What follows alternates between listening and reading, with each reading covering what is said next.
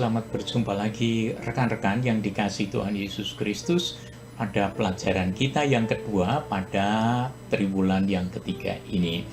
Pada hari ini kita akan belajar berkenaan dengan tugas dari Sang Pencipta yang diambil dari kitab Kejadian pasal 1 ayat 26 sampai dengan pasal yang kedua ayat yang ke-17. Nah, sebelum kita akan mulai dengan pelajaran kita pada hari ini, mari kita berdoa bersama-sama mohon tuntunan Tuhan saja.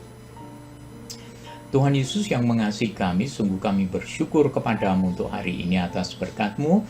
Kami dapat berkumpul kembali untuk dapat belajar bersama-sama. Tolonglah kami Tuhan, supaya kami dapat memahami makna pelajaran kami pada hari ini, sehingga kami dapat meresapi dan kemudian menerapkan dalam kehidupan kami tugas yang telah Tuhan anugerahkan untuk kami semua sebagai manusia dan sebagai umat-Mu. Inilah kami dengan segala keterbatasan kami datang dan memohon tuntunan dan bimbingan-Mu. Di dalam nama Tuhan Yesus Kristus, Juru Selamat kami yang Maha Agung, kami berdoa. Amin. Ibu bapak sekalian, saudara sekalian yang dikasihi Tuhan Yesus Kristus, masih pada tema yang sama, yaitu tema triwulan ini. Tuhanku penuh kasih dan setia. Dan kali ini kita akan mempelajari berkenaan dengan tugas dari Sang Pencipta yang kemudian akan diwujudkan di dalam diri manusia yang telah diciptakannya secara khusus. Mari kita belajar bersama-sama bagian ini dan kita akan mencoba untuk menelusuri bagian-bagian ini dengan agak lebih mendetail. Saudara sekalian yang dikasihi Tuhan Yesus Kristus, kita mulai dengan pembahasan kita berkenaan dengan tugas Sang Pencipta yang diambil dari kitab Kejadian pasal 1 ayat 26 sampai dengan pasal 2 ayat yang ke-17. Ayat rencana kita diambil dari Kejadian 1 ayat yang ke-28. Allah memberkati mereka, lalu Allah berfirman kepada mereka, "Beranak cuculah dan bertambah banyak, penuhilah bumi dan taklukkanlah itu. Berkuasalah atas ikan-ikan di laut dan burung-burung di udara dan atas segala binatang yang merayap di bumi." Saudara sekalian, kita tahu bahwa ada perabot yang dijual dalam keadaan terpisah komponen-komponennya. Nah, untuk dapat digunakan, kita harus merakit komponen-komponen tersebut menjadi perabot yang utuh. Ada kalanya kita melewatkan satu komponen sehingga kita mulai bertanya-tanya, apa kegunaan komponen ini bagi perabot yang sudah kita beli? Kita tahu bahwa tidak mengetahui fungsi sebuah alat membuat alat itu tidak ada gunanya bagi kita. Demikian juga sebenarnya dengan kehidupan kita semua sebagai manusia. Bila kita manusia tidak mengetahui fungsi atau tugas yang menjadi alasan kita diciptakan oleh Allah, kita menjadi tidak berguna.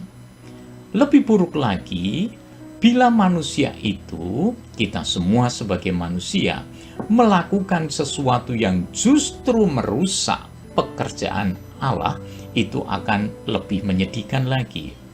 Tetapi karena kasih-Nya kepada manusia, maka Allah berkenan menciptakan manusia lengkap dengan tugas khusus yang tidak Allah berikan kepada makhluk lain selain daripada manusia.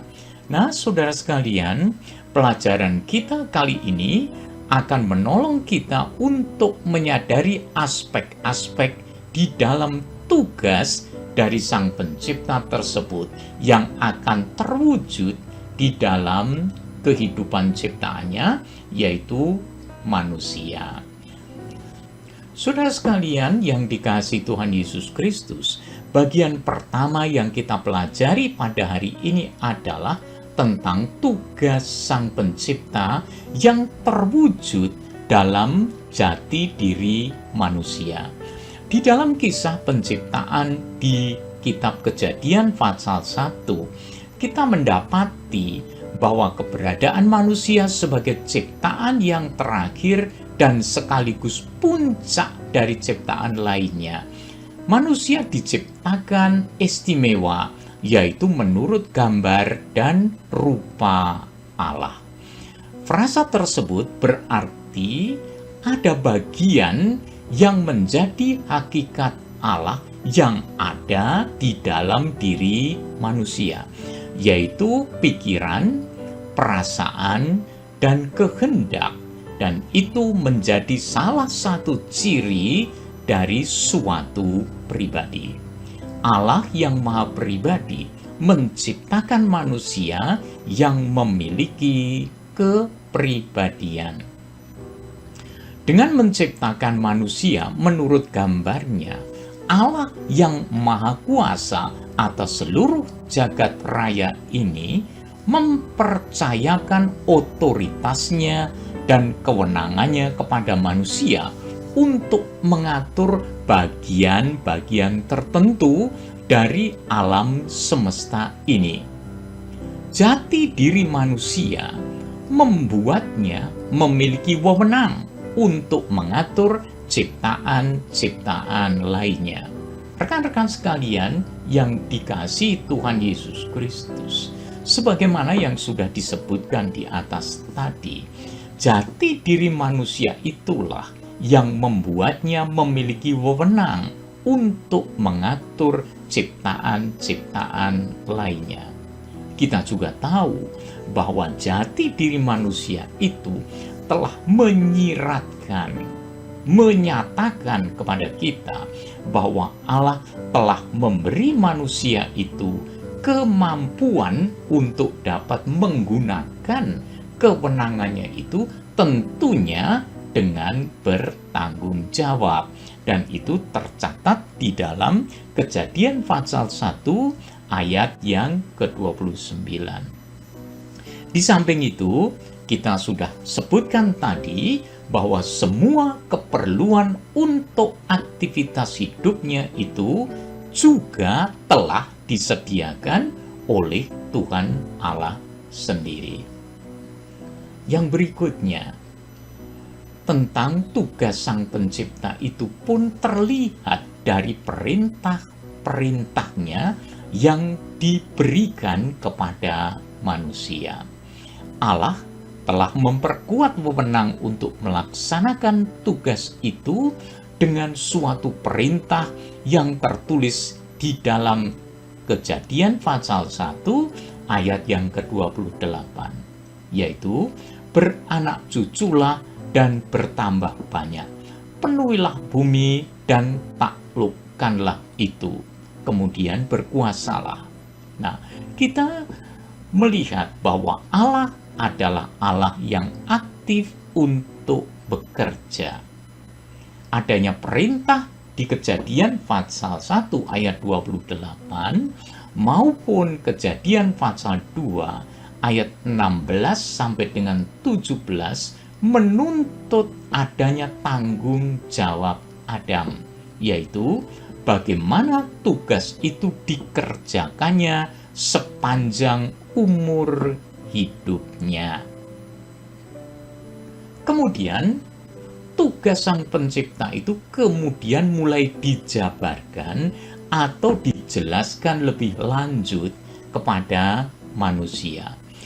Kata taklukkanlah dan berkuasalah di ayat 28 memiliki arti yang serupa, yaitu untuk membawa ciptaan lain tunduk di dalam perintahnya. Sebelum ada dosa, manusia hidup berdampingan dengan binatang. Tugas menaklukkan dan berkuasa bukanlah berarti mengeksploitasi ikan-ikan, burung-burung, dan seluruh bumi hanya untuk kepentingan atau untuk keuntungan manusia semata-mata. Karena manusia akan bertanggung jawab kepada Allah, maka manusia dengan wewenang dan dengan perintah dari Allah menundukkan ciptaan lain untuk juga supaya mereka tunduk kepada Allah.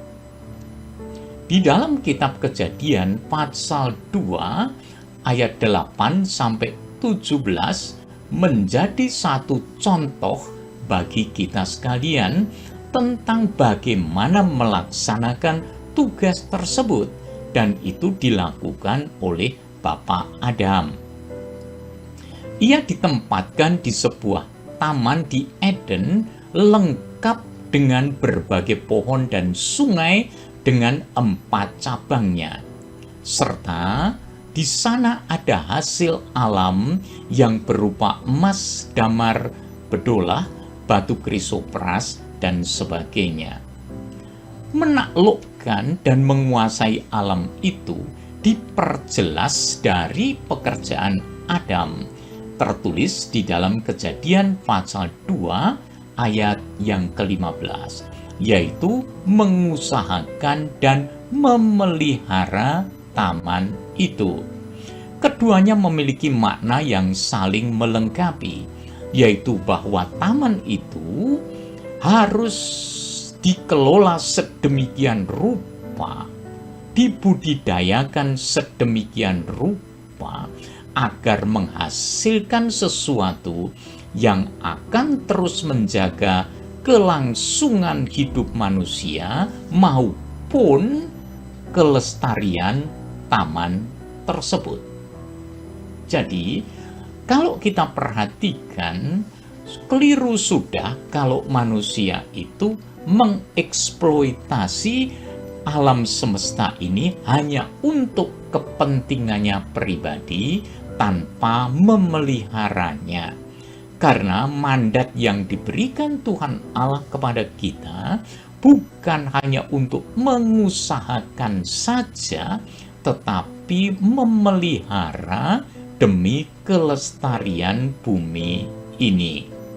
Jadi saudara sekalian, dalam hal ini kita belajar bersama, manusia bukan hanya untuk mengusahakan tanah ini, menggarap tanah ini, menggunakan potensi-potensi yang ada pada alam ini, tetapi juga untuk memelihara kelestariannya, supaya anak cucunya, anak cucu kita semua benar-benar masih tetap bisa menikmati bumi ini dengan sebaik-baiknya demi kelangsungan hidup umat manusia.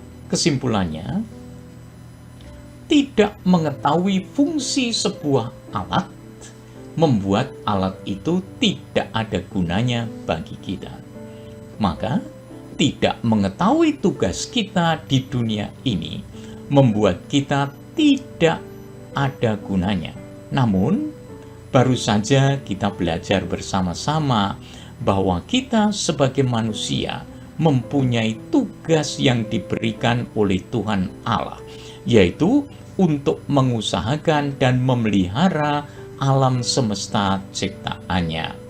Kita perlu menyadari bahwa seluruh umat manusia mempunyai tugas untuk mengusahakan dan memelihara alam ciptaan Allah ini. Tugas ini dapat kita praktekkan dalam ruang lingkup yang kecil di sekitar tempat tinggal kita, sehingga kemudian diharapkan bisa meluas ke daerah-daerah lain agar kelangsungan hidup manusia dan alam semesta tetap terjaga. Sesuai jati diri kita sebagai manusia, kita perlu menyambut dan melaksanakan tugas ini seumur hidup kita. Saudara sekalian, dengan melakukan tugas ini dan memengaruhi orang-orang di sekitar kita untuk melakukannya, kita sedang membawa saudara-saudara kita yang lain itu untuk kembali kepada jati dirinya sebagai manusia ciptaan Allah yang memiliki tugas untuk memelihara alam semesta ini. Kita sedang mewartakan kebenaran Allah jika kita melakukan hal tersebut. Itu sebabnya mari kita bersama-sama menjaga lingkungan hidup kita.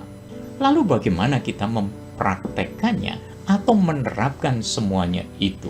Kemudian kita wujudkan dalam kehidupan kita dari hari ke hari? Mari coba perhatikan sekeliling lingkungan gereja kita, tempat ibadah kita, dan rumah kita. Lalu, mari kita evaluasi, apakah ada sesuatu yang tidak menunjukkan pelaksanaan tugas kita itu? Lalu, coba kita daftarkan beserta cara untuk memperbaikinya. Marilah kita coba menjadwalkan waktu dalam minggu ini dan selanjutnya bersama dengan kawan-kawan membersihkan lingkungan gereja berkenaan dengan tanaman, halaman, selokan, dan lain-lain sebagainya. Kemudian, mari kita coba menjadwalkan waktu dalam minggu ini bersama keluarga kita semua, membersihkan lingkungan rumah kita, berkenaan tentunya dengan tanaman-tanaman yang ada, menata halaman, membersihkan selokan, dan sebagainya. Kalau semuanya nampak asri dan indah, sebenarnya kita semua sedang menjalankan tugas yang Tuhan Allah berikan kepada kita, yaitu memelihara lingkungan hidup kita, sehingga hidup kita semuanya menjadi sehat dan baik.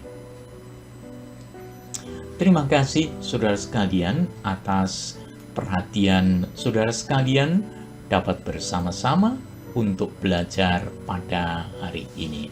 Kiranya pelajaran kita pada hari ini membuka wawasan kita supaya kita semuanya benar-benar memperhatikan lingkungan hidup kita, kebersihannya, kelestariannya, sehingga kita memiliki kehidupan yang sehat, yang baik, yang menyenangkan, penuh dengan damai sejahtera.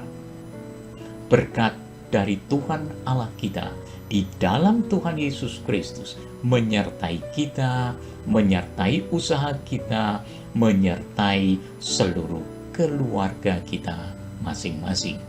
Tuhan Yesus memberkati kita. Mari kita berdoa. Terima kasih Tuhan Yesus, untuk kebaikan Tuhan kami dianugerahi dengan tugas yang sangat mulia, yaitu mengusahakan sekaligus memelihara alam ini, memelihara bumi ini, ya Tuhan. Terima kasih untuk kebaikan Tuhan. Terima kasih untuk sarana-sarana yang dapat kami pakai untuk melakukan semuanya ini. Karena kami tahu semuanya ini pun datang daripadamu. Kami bersyukur untuk pelajaran kami pada hari ini. Kiranya kami dapat mengerjakan semuanya di dalam kasih karunia-Mu sendiri. Terima kasih Tuhan Yesus. Nama Tuhan diagungkan di tengah-tengah kami. Amin. Terima kasih saudara sekalian yang dikasihi Tuhan Yesus Kristus. Biarlah kita semua dapat menikmati hari-hari kami dengan lingkungan yang segar, yang baik, yang bersih, dan asri. Karena kasih sayang Tuhan bersama dengan kita semua. Terima kasih. Sampai jumpa dalam rekaman-rekaman berikutnya.